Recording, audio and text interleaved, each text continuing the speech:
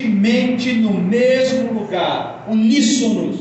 E de repente veio do céu um som, como de um vento veemente e impetuoso, e encheu toda a casa em que estavam assentados, e foram vistas o quê? Línguas de fogo repartidas sobre ele, as quais pousaram sobre cada um deles, e todos foram cheios do Espírito Santo e começaram a falar outras línguas, conforme o Espírito Santo lhes concedia que falassem. O primeiro bloco da nossa mensagem começa entendendo a missão que Jesus estava entregando aos discípulos.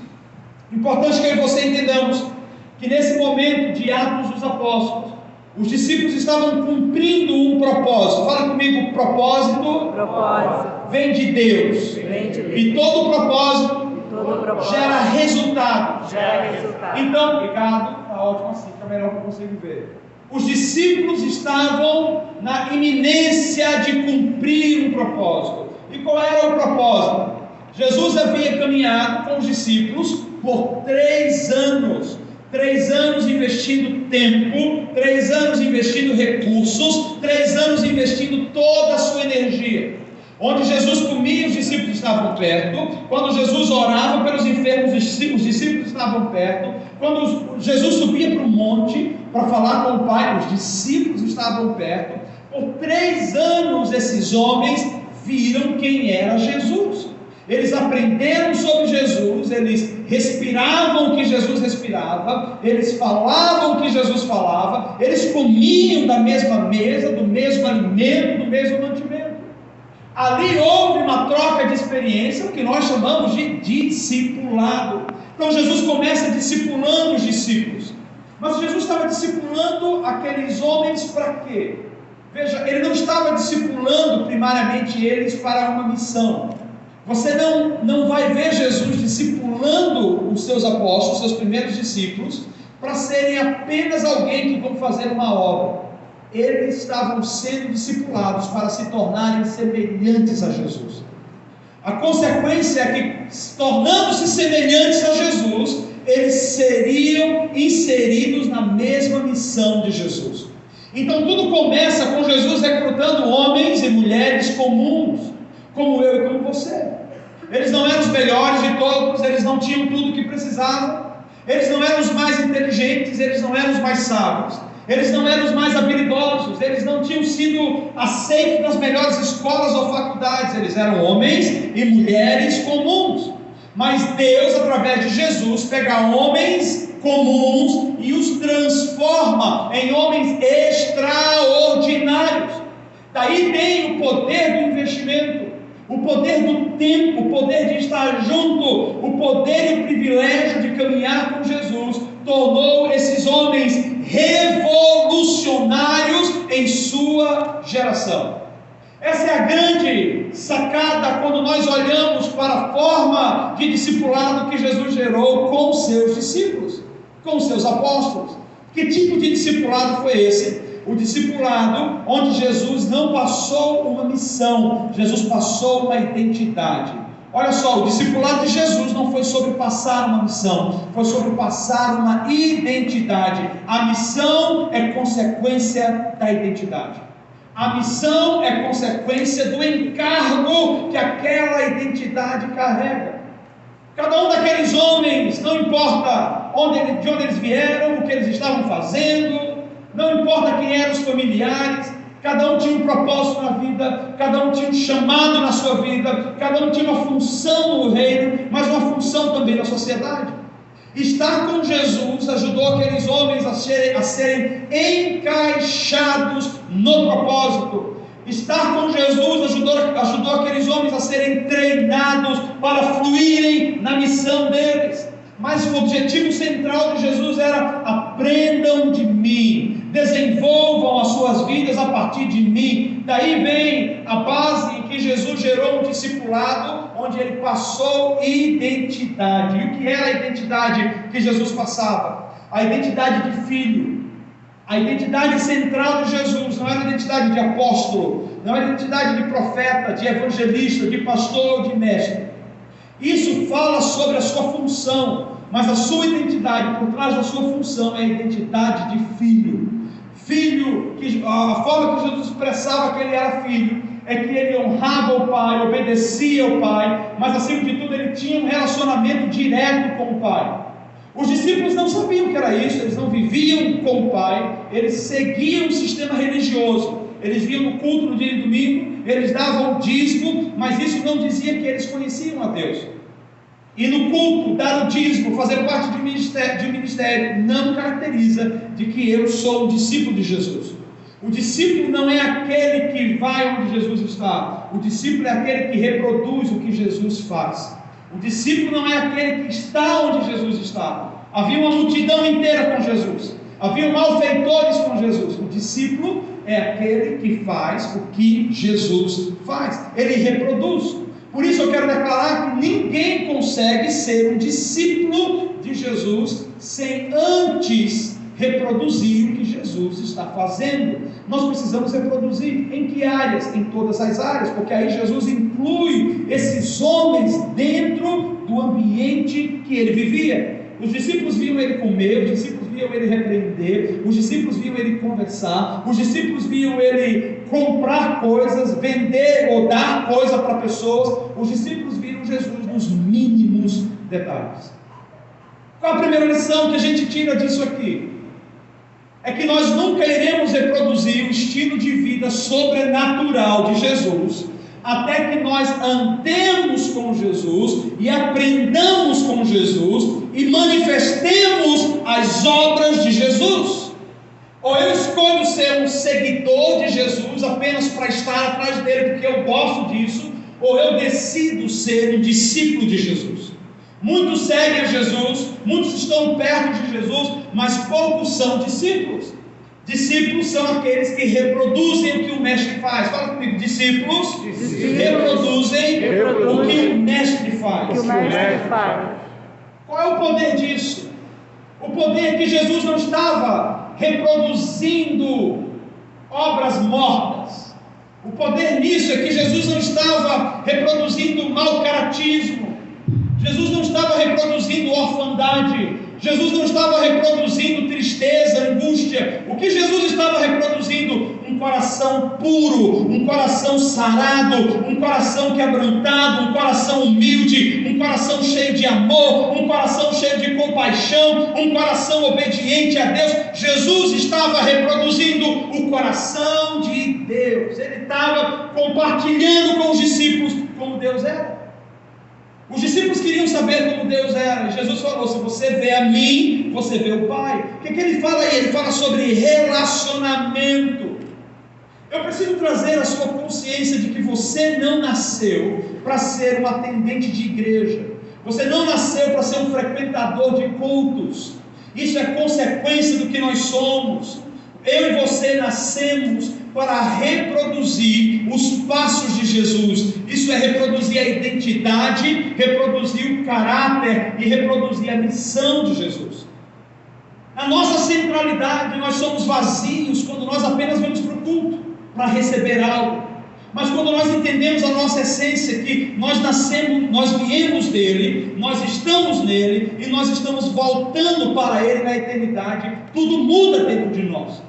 E é aí onde começa uma mudança inicial na vida desses discípulos. Eles começaram a ter relacionamento com Jesus e eles começaram a conhecer o Pai. Eles começaram a se relacionar com Jesus e eles começaram a conhecer o Pai. Eles não conheceram o Pai diretamente, eles conheceram o Pai através de Jesus, porque o Filho revela o Pai. E o próprio Jesus disse: eu sou o caminho, a verdade e a vida, e ninguém vem ao Pai a não ser por mim. Então ele se colocou como um reprodutor da identidade do Pai. Tudo que o Pai era, Jesus manifestava. A essência do que o Pai carregava, Jesus expressava, que era o amor, a graça e a compaixão. O amor, a graça, a compaixão e o serviço ao próximo. Os discípulos tiveram que ser quebrados, reformatados. Os discípulos precisaram renovar as suas mentes, porque o mundo lá na época deles não falava sobre generosidade, não falava sobre misericórdia como Jesus falava, não falava sobre dar oportunidade aos outros, mas aí nós temos homens que estavam ouvindo Jesus falar. O que Jesus estava falando mesmo? Jesus estava falando com os discípulos, dizendo o seguinte: vocês vêm a mim, olham para mim e vocês veem o Pai. Quando vocês me veem, vocês veem o Pai. Ele estava dizendo: eu reproduzo o que o Pai reproduz. Os discípulos ouviam, mas eles também estavam experimentando.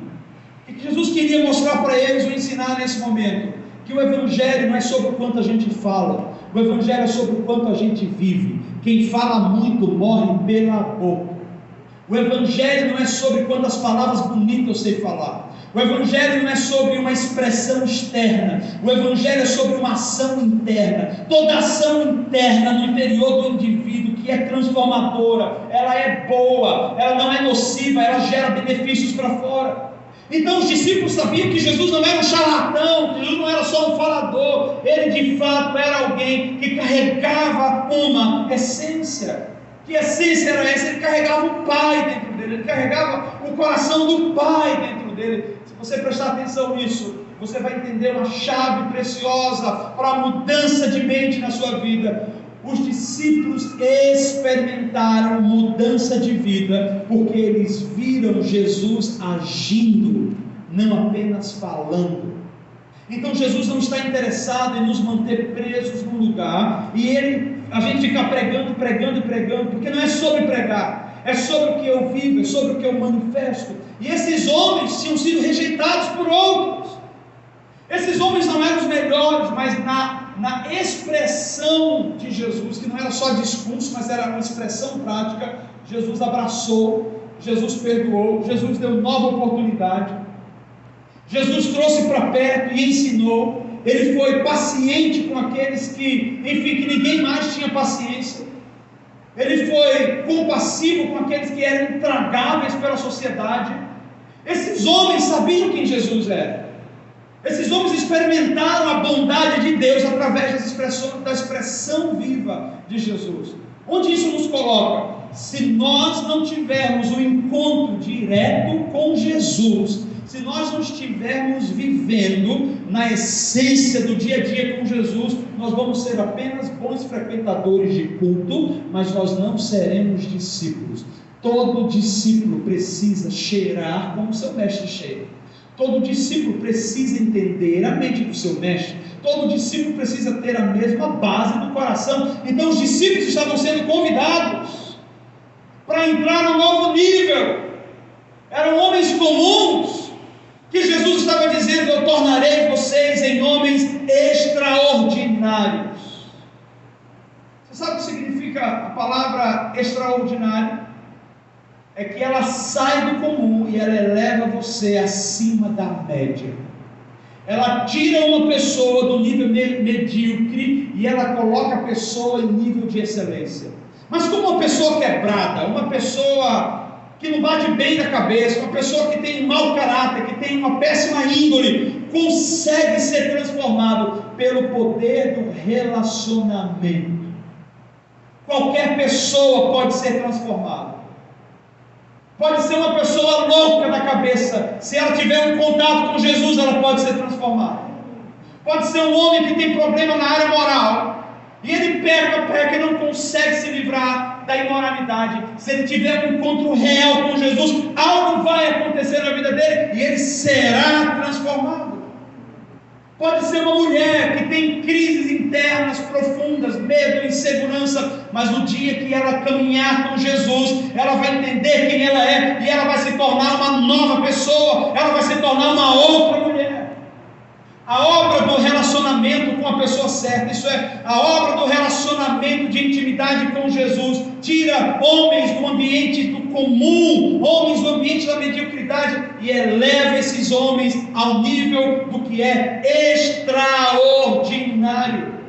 E não é isso que Jesus fala? Que nós Não é isso que a palavra diz, que nós não somos cauda, mas nós somos cabeça. Ele não está dizendo sobre mandar ou pisar em pessoas. Ele está dizendo: a minha igreja precisa reinar na terra, a minha igreja precisa governar sobre a terra, a minha igreja precisa ditar as leis da terra, a minha igreja precisa governar na política, na arte, na religião. A minha igreja precisa governar na educação, na ciência, onde em qualquer área. A igreja do Senhor, ela precisa subir ao nível de quem ela é. O problema, quando a gente olha, os discípulos puderam viver uma nova experiência, ou pelo menos o início de uma nova experiência, enquanto eles gastavam tempo com Jesus, porque de Jesus saía algo que transformava a vida deles. Vocês lembram daqueles 2 discípulos na estrada de Emaús, quando Jesus já tinha morrido e agora havia ressuscitado, mas ainda não havia se manifestado? Então Jesus aparece com esses 2 discípulos caminhando na estrada de Emaús, e os discípulos vão conversando e vão ouvindo aquele homem, porque eles não sabiam que era Jesus, ele veio transformado, e daqui a pouco, no final, Jesus desaparece, e eles falam: você não sentiu que o seu coração aqueceu? Enquanto ele falava, as palavras dele entravam em nós, em nosso coração, e elas aqueceram o nosso coração. Aqueles homens entenderam que Jesus era Jesus por causa das palavras que ele falava, porque as palavras dele não eram palavras frias ou mornas, eram palavras aquecidas. O que significa isso? Eram palavras que geravam esperança, eram palavras que geravam vida, eram palavras que geravam fé. Esse é o Jesus que eu conheço. Ele não caminha conosco, ou não caminhou com os discípulos no caminho para ressaltar o que estava errado na vida, para falar sobre a miserabilidade que estava ao seu redor. Ele andou com os discípulos para aquecer o coração dos discípulos, para aumentar a fé, para aquecer o relacionamento, para aumentar o amor. E é isso que a gente ganha quando nós caminhamos com Jesus em intimidade. Nós somos aquecidos no nosso coração, nós aprendemos quem é o Pai, e nós passamos a reproduzir o que o Pai é. Passamos a reproduzir Jesus na identidade, no caráter e na missão. Reproduzimos Jesus na identidade, no caráter e na missão. A obra começa aí. A obra começa com relacionamento.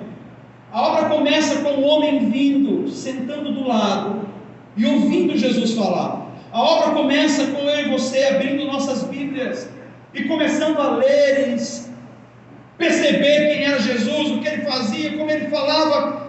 Nós não podemos ser discípulos sem conhecer a vida do Mestre. O primeiro passo é: você precisa mergulhar profundamente, mergulhar no relacionamento que o Espírito Santo te propõe hoje, porque você tem o Espírito Santo, como nós pregamos ontem. O Espírito Santo está dentro de você. Então meu ponto agora é: Jesus, eu quero te conhecer. Jesus, eu quero ter intimidade contigo. Jesus, eu quero caminhar contigo. Jesus, eu quero ter uma experiência profunda contigo. E a Bíblia diz que Ele é mais interessado do que você em se revelar para você. Ele tem interesse em falar com você, Ele tem interesse em se revelar para você, Ele tem interesse em entrar no seu coração, Ele tem interesse em mudar a sua realidade. Então o primeiro ponto que os discípulos experimentaram de mudança foi a intimidade. Eu preciso abrir um parênteses e perguntar para você: quais são as áreas que você ainda não rendeu a Jesus para que você ande em intimidade? Ministério sem intimidade, ou serviço sem intimidade, é escravidão. Você é escravo de si mesmo. Você é escravo de desejar ter um status, um título ministerial. Eu sou o pastor tal. Teu título não significa nada. O teu título e o meu título não significa nada. O reino não é sobre título, o reino é sobre intimidade. Eu posso ter um título e chegar num lugar e dizer: eu sou tal pessoa, mas eu não ser bem recebido. Mas se eu chegar naquele lugar e a pessoa me conhecer, ela me coloca para dentro, porque o título é menor do que a intimidade. Quem tem intimidade tem portas abertas. E Jesus estava conduzindo os discípulos a entenderem isso. No entanto, eles ainda eram homens em processo de sair de uma vida comum e se tornar homens para uma vida extraordinária. Então eu vejo Jesus preparando todas as coisas. Jesus estava alinhando o caminho deles. E aí vem a segunda etapa. que é quando a gente acabou de ler aqui em Atos dos Apóstolos, capítulo 2. A segunda etapa fala sobre o processo onde os discípulos se posicionam. Se posicionam em quê? Primeiro que em João, Evangelho de João capítulo 14, Evangelho de João capítulo 15, eles não estavam preparados para perder Jesus. Na cabeça deles, Jesus vai morrer. Jesus, para de falar isso. Não, eu vou morrer, para de falar isso, você não vai morrer. Não, vou me prender, se prender do Senhor, eu vou junto, vou colocar a minha vida e o Senhor não vai ser preso. Então os discípulos não tinham noção do que Jesus estava dizendo, mas aquela partida de Jesus para a eternidade fazia parte de um plano maior. E que plano era esse? O plano onde os discípulos iriam ter a mesma experiência que Jesus teve. E quem sabe aqui seja a segunda chave para a gente entender. Jesus estava na terra como homem e se relacionou com o Pai. Agora Jesus iria voltar para o Pai e iria ensinar os discípulos o caminho direto de continuar se relacionando com o Pai, sem nenhum intermediador. Embora Jesus seja o caminho, a verdade e a vida, agora ele é a expressão plena de quem o Pai é. Se você entender isso, veja, Deus não quer colocar o intermediador entre você e Ele. Homens estão para te ajudar, homens estão para te servir, homens estão para capacitar você, para edificar você, mas ninguém jamais conseguirá te levar até Deus. Esse não é o papel do homem. E a Bíblia diz que o véu do templo se rasgou quando Jesus morreu na cruz do Calvário. Então, se o véu do templo se rasgou e hoje não há mais separação entre eu e Deus, e ali Jesus falou, está tudo consumado, Ele deu uma carta branca para nós, dizendo, a hora que você precisar, venha.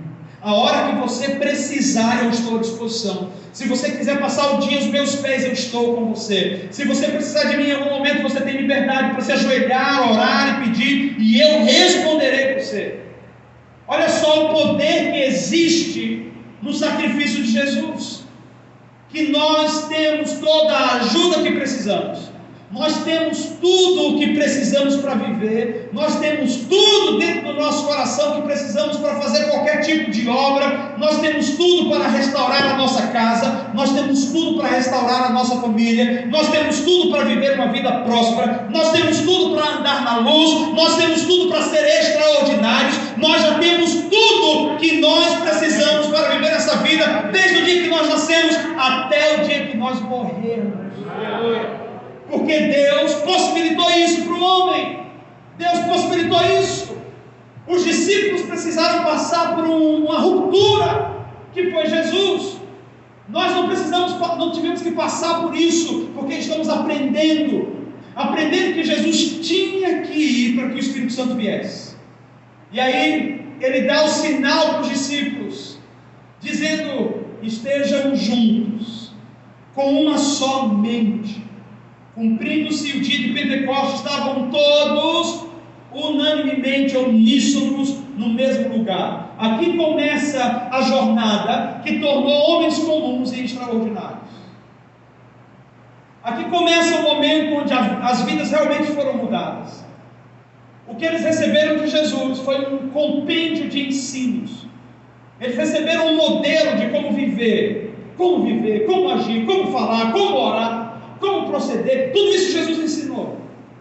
Mas agora dependia deles fazer uma decisão em dizer, eu não quero apenas ser um aluno, agora eu quero reproduzir o que o meu mestre foi. Em outras palavras, eu quero ser semelhante a ele, eu quero fazer o que ele fez, eu quero trazer outros discípulos, eu quero ensinar outras pessoas, eu quero curar como ele curou, eu quero libertar como ele libertou, eu quero abençoar e fazer milagres como ele fez. É essa transição nesse momento, numa ordem, num comando de Jesus e no posicionamento dos discípulos de dizer, eis-me aqui, pode fazer o que o Senhor precisa, porque ninguém consegue mudar o coração do homem, nem o meu nem o seu. Existem problemas em nós que nós tentamos mudar e não conseguimos mudar. Existem coisas que a gente tem lutado e a gente não consegue resolver.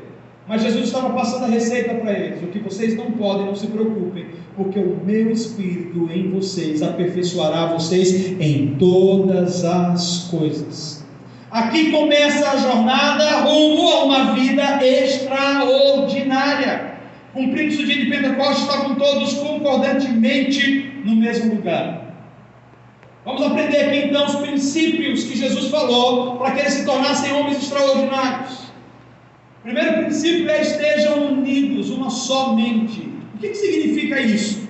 Que Jesus estava dando uma promessa para eles, dizendo: o Espírito Santo virá sobre vocês, vocês receberão poder do alto, e vocês serão as minhas testemunhas. Veja, vocês receberão o mesmo Espírito que eu tenho, serão capacitados no poder, e vocês serão as minhas testemunhas.